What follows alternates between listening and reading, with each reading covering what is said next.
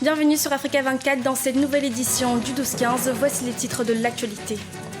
En Centrafrique, l'armée de résistance du Seigneur LRA reste active. Ses combattants ont enlevé 17 personnes dans un village de l'est du pays.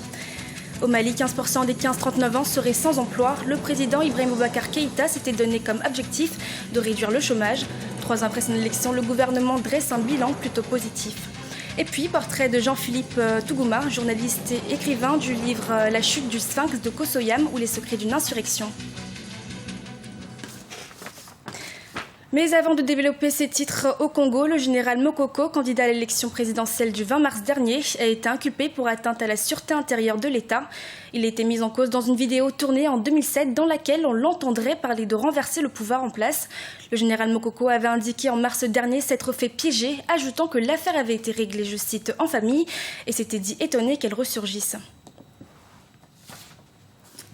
17 personnes ont été enlevées dans un village de l'Est de la Centrafrique. L'armée de résistance du Seigneur, dirigée par Joseph Kony, en serait à l'origine. Affaiblie, la LRA attaque toujours des civils dans les zones où la sécurité est la moins maîtrisée. Idolette Mirabel-Bissou. Selon l'Organisation des Nations Unies, les rebelles de l'armée de résistance du Seigneur continuent de menacer la sécurité de la population dans sa zone d'exploitation et a notamment augmenté ses attaques en République centrafricaine. Ces derniers auraient multiplié les attaques et les enlèvements en Centrafrique au cours des 3 premiers mois de 2016. Leur mode opératoire, mutilation et enlèvement des civils et des enfants. Dans l'ensemble, la LRA semble maintenant dévier ce qui avait été pendant une certaine période un profil bas avec des attaques plus intenses contre des populations vu le nombre accru d'enfants enlevés. Nous devons garder cela à l'esprit et poursuivre nos efforts jusqu'à ce que le travail soit terminé. Originaire du nord de l'Ouganda, l'armée de résistance du Seigneur a été chassée par une offensive militaire il y a une décennie. Aujourd'hui, les combattants parcourent la zone à cheval entre les frontières de la République centrafricaine, de la République démocratique du Congo et du Soudan du Sud.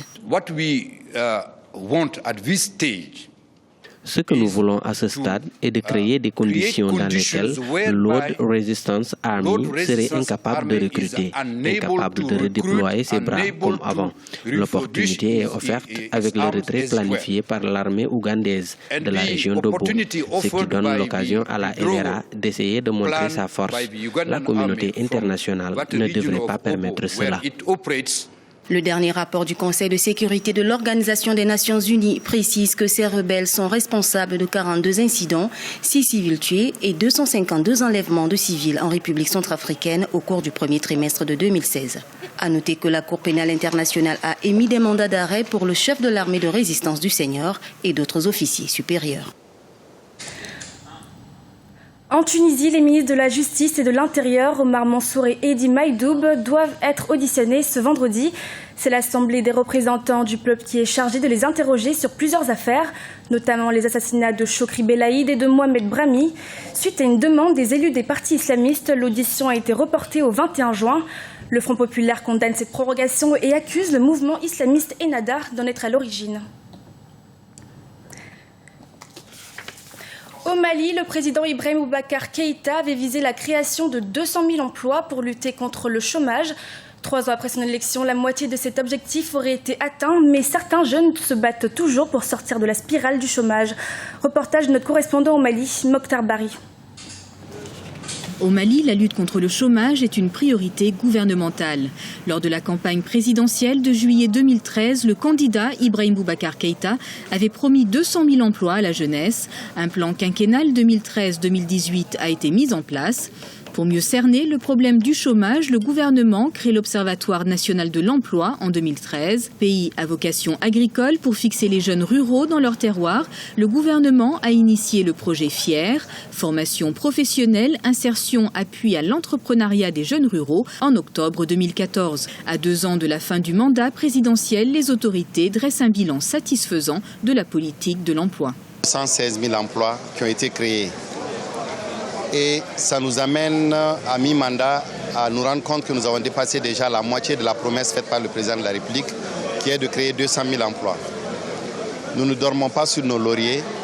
Nous avons de grands projets et programmes dont l'impact ne sera connu, visible que vers la fin de l'année. et début de l'année 2017. Nous espérons vraiment qu'avec les résultats que nous allons atteindre à travers le projet FIER, qui doit toucher environ 100 000 jeunes, et le projet ProSège qui a financé justement une partie de ces assises, qu'à travers ces projets, donc, nous allons créer des milliers d'emplois pour les jeunes maliennes et les jeunes maliens. Malgré les efforts du gouvernement, de nombreux jeunes diplômés restent sans emploi. Selon l'Association des jeunes pour le développement et l'emploi au Mali, le taux de chômage est passé de 9,8% en 2012 à 11,8% en 2014. Mamadou Ben Koulibaly est un blogueur et activiste. Confronté au chômage, il s'est ouvertement adressé au ministre de l'Emploi. Nous constatons, nous menons des enquêtes et nous essayons d'échanger avec les gens. C'est vrai que je suis aussi jeune et que je suis même confronté également à ce problème d'emploi-là. Mais je discute également avec d'autres jeunes pour comprendre ce qui ne va pas effectivement dans la société. Mais malheureusement, le constat est amer. On nous dit qu'il y a 116 000 emplois qui ont été créés. Mais il faut descendre dans la rue, il faut aller écouter les jeunes, il faut aller dans les universités pour comprendre que le problème est patent et qu'il y a un vrai problème d'employabilité des jeunes. Le gouvernement, à travers l'Agence nationale de la promotion de l'emploi, a consenti 5 11 900 000 francs CFA pour le financement des projets pourvoyeurs d'emploi. L'Agence de la promotion de l'emploi des jeunes soutient financièrement la formation des jeunes diplômés chaque année. Samerou Diallo est l'heureux élu du contingent de 2016. Depuis 2010, moi, je dépose mes dossiers au niveau de la PJC. Et c'est cette année, en 2016, j'ai eu la chance d'être retenu comme volontaire juste pour un stage de 1 année dans une structure ou bien une ONG sur place. Vu que je suis engagé dans la société civile, j'ai décidé de travailler avec une organisation de la société civile dans le cadre de la promotion des droits de l'homme. En tant que titulaire d'une maîtrise, nous, on a 43 000 par mois. Ça, c'est juste à titre forfaitaire pour gérer les questions de carburant, de placement. De plus en plus de voix se font entendre sur les conditions d'obtention de stages ou de fonds d'aide jugées partisanes. Pour dénoncer ces pratiques peu orthodoxes, des associations de chômeurs projettent une marche meeting ce samedi 18 juin 2016. Journaliste et depuis peu écrivain, le burkinabé Jean-Philippe Tougouma a sorti son tout premier roman intitulé La chute du sphinx de Kosoyam ou les secrets d'une insurrection. Ce livre est un concentré de l'histoire politique du Burkina Faso depuis l'indépendance à nos jours. Jean-Paul Ouedraogo nous dresse le portrait de l'auteur. Si son nom est fort peu connu du paysage médiatique, l'homme n'en est pas moins écrivain. Jean-Philippe Tougouma, puisqu'il s'agit de lui, est né en Côte d'Ivoire à Bingerville, où il a passé la majeure partie de son enfance avant de regagner Ouagadougou en 1985 pour ses études secondaires et universitaires. Journaliste de carrière ayant occupé de hautes responsabilités, c'est en 2016 qu'il s'essaye à l'écriture romanesque à travers la publication de son œuvre intitulée La chute du sphinx de Kossiam ou les secrets d'une insurrection. Une œuvre bâtie sur les événements sociopolitiques des 30 et 31 octobre 2014 qui ont secoué le Burkina Faso. J'ai voulu mettre en évidence ou en opposition la force des TIC sur la Kalachnikov. Parce que si le coup d'État a réussi, si l'insurrection plutôt a réussi en octobre 2014, c'est grâce en partie aussi à la technologie de l'information et de la communication. Quand vous êtes au grand marché, quand vous êtes pratiquement derrière vers Kossiam et que l'Assemblée brûle et au même moment vous avez ça sur tous les réseaux sociaux, ça décuple un peu la force des gens. Avec pour hobby la lecture et le sport de combat, d'où il détient une ceinture noire de Shotokan Karaté-Do, Jean-Philippe Tougouma est imprégné de la pensée admettant la primauté d'éthique et leur rôle combien déterminant dans nos sociétés culturelles. C'est pourquoi, en retraçant ici l'histoire sociopolitique du pays depuis l'indépendance à nos jours, il entend susciter un regard beaucoup plus accru des pouvoirs africains sur l'évidence d'une rupture générationnelle. Mais la vérité, c'est les difficultés d'impression. Mon souhait premier était de sortir le livre dès le mois, enfin avant la fin de l'insurrection. Ce n'est lié à aucune actualité, ni à aucun dessin. Si j'avais eu les moyens plus tôt, j'aurais sorti l'œuvre plus tôt également. Fort de l'écho de son premier ouvrage, Jean-Philippe Tougouma entend se familiariser davantage avec l'écriture.